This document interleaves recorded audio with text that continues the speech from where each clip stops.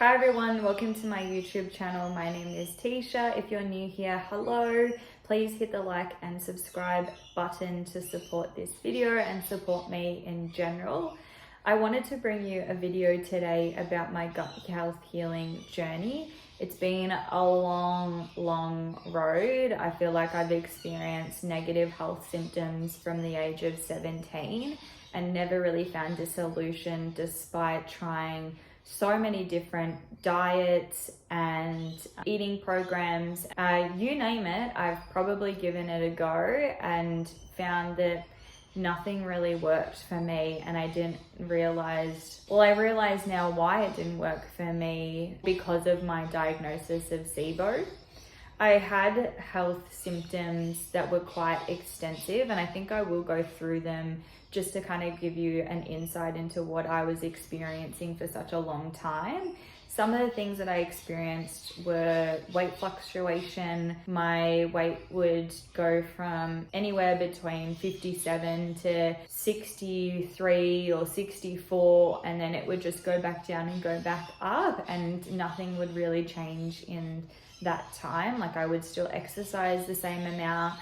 I'd basically still eat the same amount, apart from obviously trialing different kind of food options and alternative, lifestyle changes. I had like periods or irregular periods. Like, I would go for months without getting my period, and then I would have periods once every couple of weeks, and it was really inconsistent. Sometimes I would have light periods, and then other times I'd have really heavy periods with like an excessive amount of pain, and I would be in complete agony, accompanied by a lot of PMS symptoms. And following on from that, I had a lot of inflammation and fluid retention, and that probably connected to that weight fluctuation as well. I had insomnia. I've always had sleeping problems from about that age, and then as I sort of progressed in later years, I had worse insomnia symptoms, or I was diagnosed with broken insomnia, so I was able to get to sleep. It was just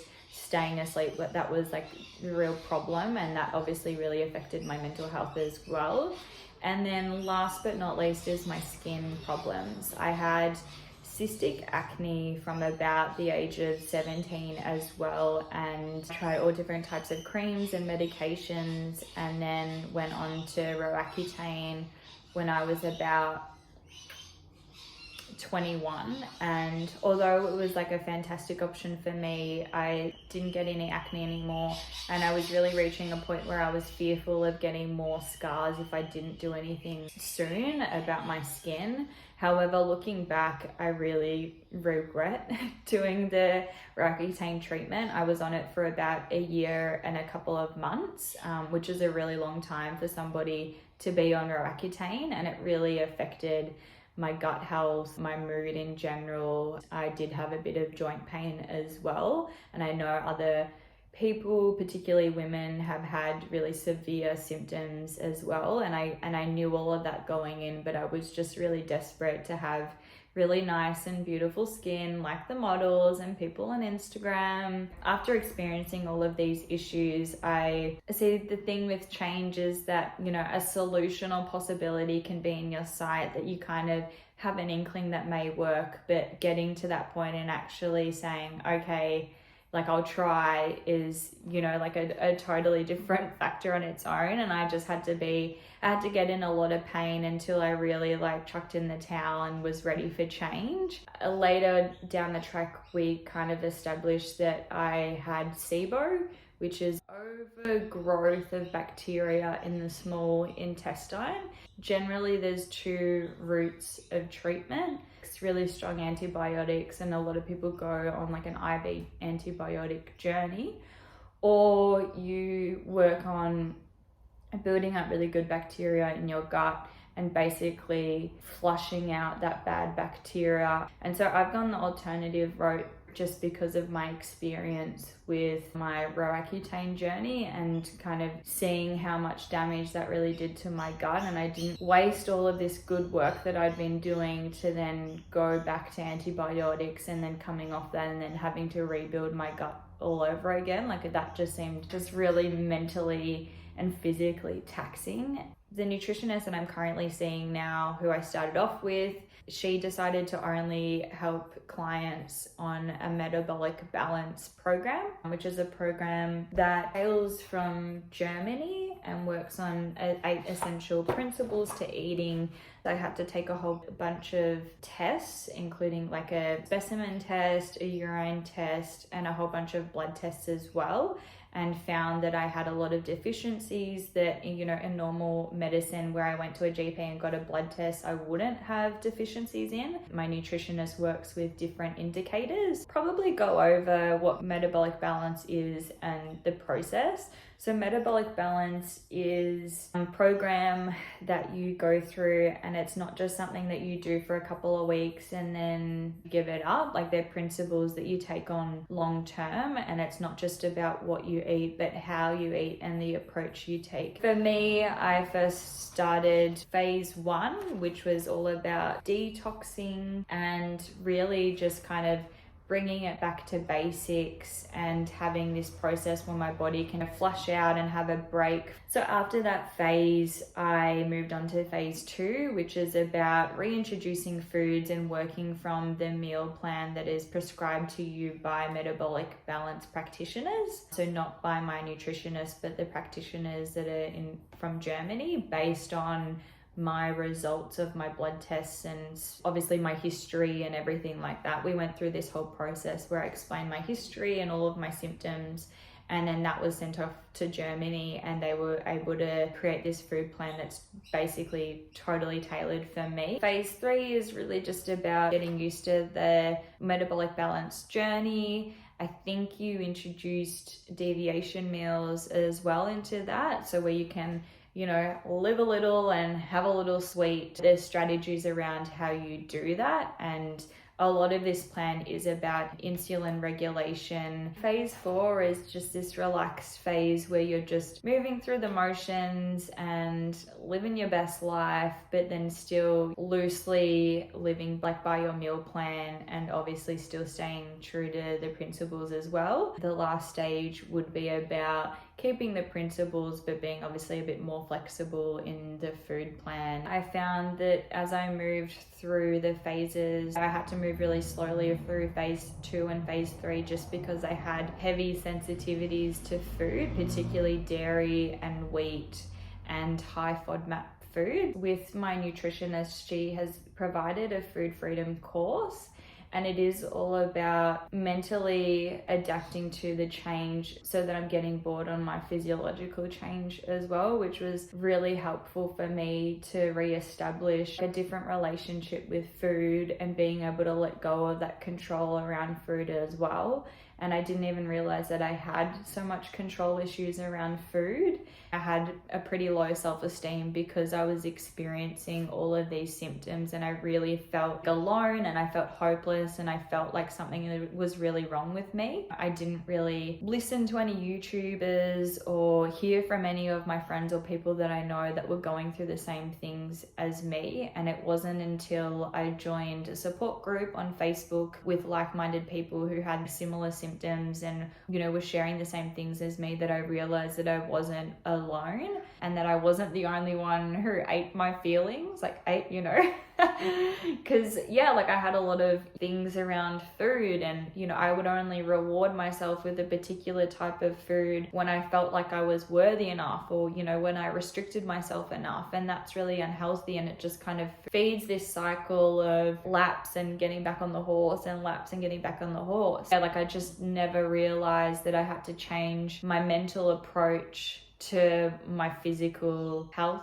before. I will highlight some of my improvements through being on this gut health healing journey. One of them obviously was my relationship with food has drastically improved, and I went through this like mourning period of not being able to like eat a cheesecake or have a pizza. I've obviously I lost weight because of it. I was 63 kilos and I think I'm down to about 60.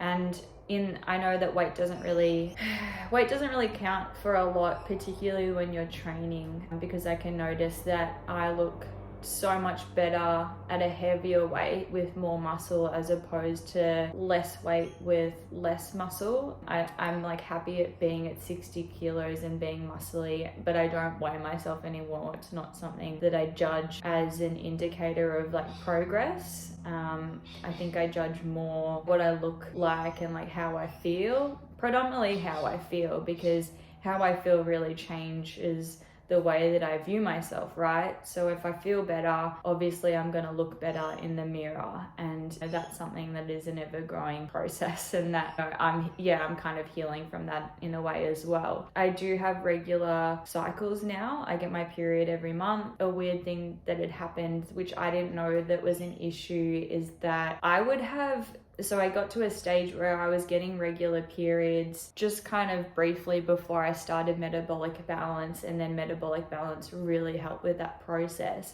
However, my cycles were about 36 days. I didn't realize that that was an issue until I started these gut protocol tablets to help with my SIBO.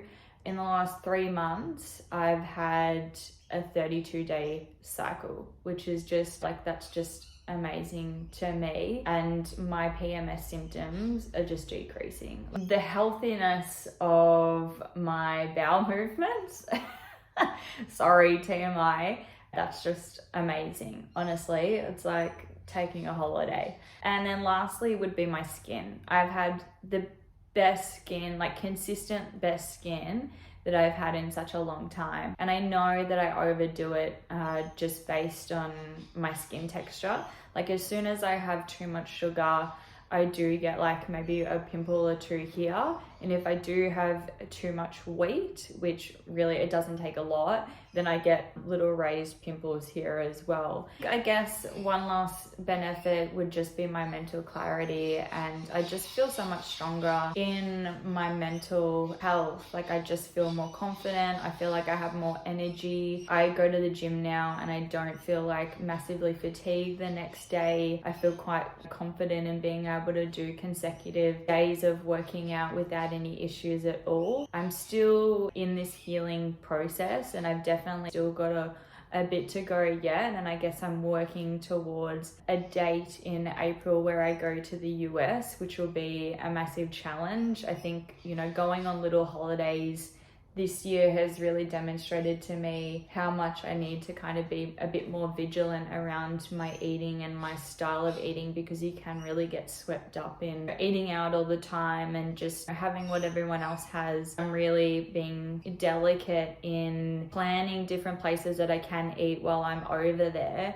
and really working hard now so that I can freely eat when I am there, obviously in a more metabolic balance type way. If you want to know more about Metabolic Balance, I will leave the link to their website below. My recommendation is that if you're interested in doing this journey, or you can relate to some of the symptoms that I've listed in this video, I would highly recommend being able to go on a journey with a practitioner who you can email. Like for me, I had the freedom of messaging my nutritionist anytime I had a question. I know that I couldn't be able to get where I am right now as far in my metabolic or gut healing journey if I didn't have my nutritionist kind of guiding me through that process and having a connection of a support group as well. Thank you so much for watching this video. If you have enjoyed it, please hit the like button. That helps other people to find it too. Please check out my other videos if you do have time, or if you're interested in having some more content related to this, please do comment below.